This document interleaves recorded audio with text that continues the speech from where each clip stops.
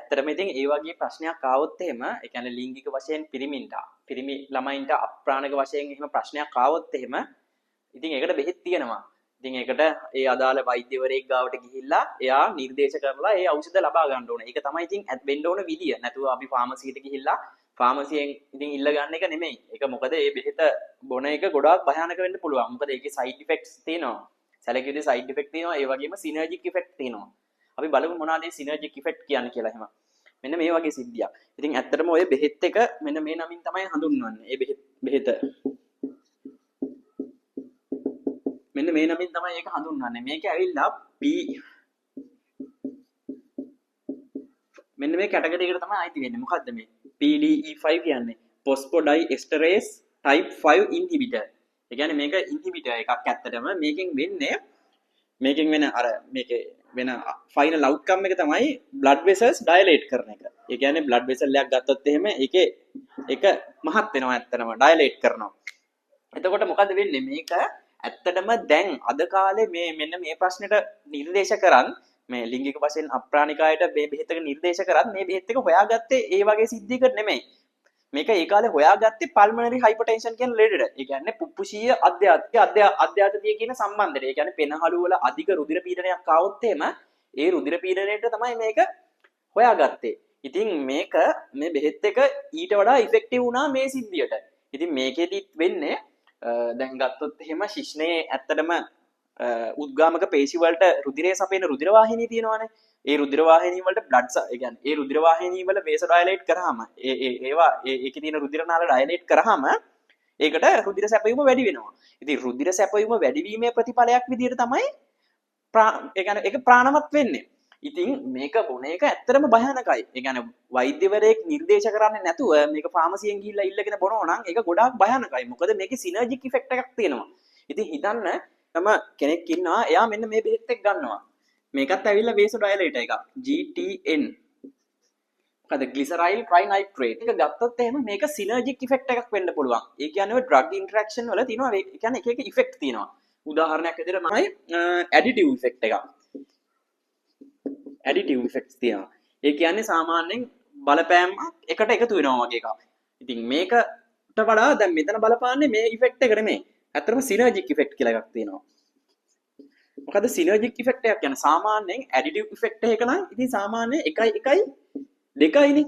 මේකේ ඇත්තටම 1 2 නෙමෙයි 1 සාමාන්‍යයෙන් 3යි. හරි 5යි හරි. මේ කියන්නේ අර එකතුවටත් වඩා වැඩි බලපෑමක් දෙන්න පුළුවන්. හිතන්නකෝ දැන් GTN පාවිච්චි කරන කෙනෙක් සිල්ඩෙනෆිල් එකක් ගත්තා කියලා. එතකොට මෙයාගේ රුධිර පීඩනය ආය ගොඩාක් පල්ලෙහා යන්න පුළුවන්. ඉතින් වේසෝඩයිලේෂන් එක අවශ්‍ය ප්‍රමාණයටත් වඩා ඉක්මවා යන්න පුළුවන්. එතකොට මෙයාගේ ඒකේ ප්‍රතිඵලයක් විදිහට රුධිර පීඩනය ගොඩාක් අඩු වෙන්න පුළුවන්. එතකොට රුධිර පීඩනය ගොඩාක් අඩු වෙන්න පුළුවන් කියන්නේ ඒ කියන්නේ දැන් ඒතර heart එක බලන්නේ රුධිර පීඩනය කොහොම හරි අර control කරගන්න. එයාගේ එතකොට heart rate එක වැඩි වෙනවා. ඒක heart attack එකක් ඇවිල්ලා ඒක මැරෙන්න වුණත් පුළුවන්. ඉතින් මේක side effect එකක්. මේක GTN එක සිල්ඩෙනෆිල් එකක් ගන්න එක.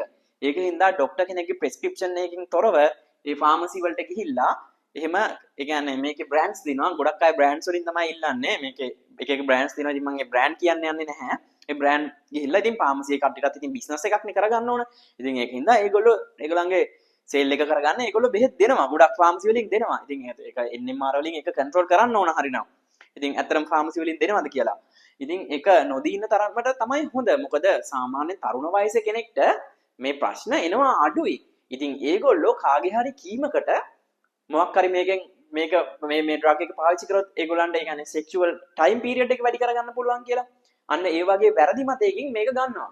ඉතින් එහෙම ප්‍රශ්නයක් තියෙනවා නම් ඒකටත් ડોක්ටර් කෙනෙක් ගාවට ගිහිල්ලා ඒකට අවශ්‍ය උපදෙස් ගන්න පුළුවන්. එතකොට ඒගොල්ලෝ ඉතින් අවශ්‍ය කන්ඩිෂන්ස් බලලා ඒකටත් බෙහෙත් දෙනවා. ඉතින් මම ඒකට දෙන බෙහෙත් මොනවද කියලා කියන්නේ නැහැ. ඒකට දෙන්නේ මෙන්න මේ කැටගරි එකේ බෙහෙත් ගොඩක් දුරට. SSRI කියලා කියන්නේ. SSRI සාමාන්‍යයෙන් අපි ડિප්‍රෙෂන් වලට දෙන ඩ්‍රග්ස් ඇත්තටම මේවා. ඉතින් ඒක වෙනම සිද්ධියක්. ඉතින් ඒ වගේ වෙන වැරදි මතයක ඉඳලා මේ වගේ බෙහෙත් හිතු මතයට යන එක ගොඩාක් වැරදි දෙයක්. ඉතින් මිනිහෙක් මැරෙන්න වුණත් පුළුවන් මේ සිල්ඩෙනෆිල් පාවිච්චි කරලා. ඉතින් ඒ කියන්නේ එහෙම මැරිච්ච අවස්ථාවක් තියෙනවා. ඒ කියන්නේ ඩ්‍රග් ඉන්ටරැක්ෂන් එකක්. වෙනත් බෙහෙත් එකක් ගන්න ගමන් විශේෂයෙන්ම සිල්ඩෙනෆිල් ගන්නවා කියන්නේ ඒක ලොකු බලපෑමක්. ඉතින් දැන් අපි දැන් අද කතා කරේ පුප්පුෂීය අධ්‍යාතතිය ගැනනේ. එතකොට ඒක high blood pressure. ඉතින් ඇත්තටම මේ සිල්ඩනෆිල් blood pressure එක අඩු කරන්න හදපු බෙහෙත් එකක් තමයි. ඉතින් දැන් සිල්ඩනෆිල් blood pressure එකට දෙන්නේ නැත්තේ ඇයි? ඉතින් ඊට වඩා හොඳ බෙහෙත් තියෙනවා. අපි නිකන් මෙහෙම දල වශයෙන් අදිමු.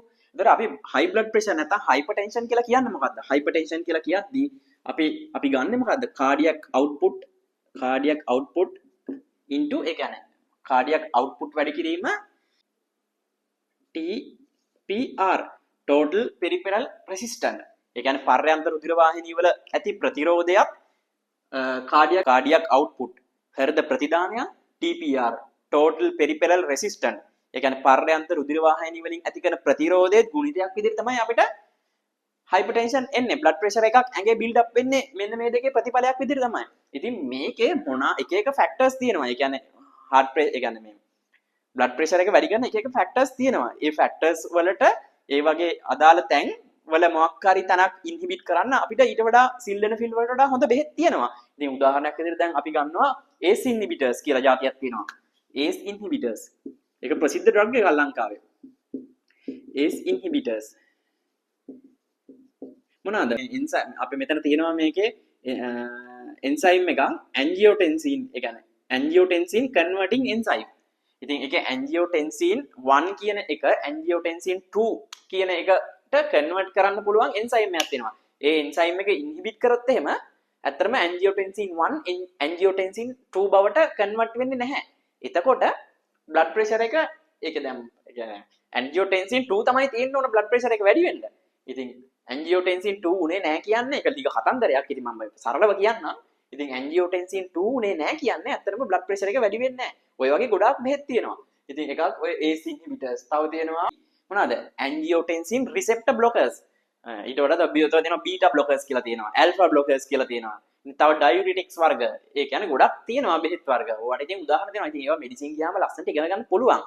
ඉතින් අද කතා කරේ අර sildenafil කියන බෙහෙත් පෙත්ත අනවශ්‍ය විදියට බොන්න එපා කියන එක තමයි මම කියන්නේ.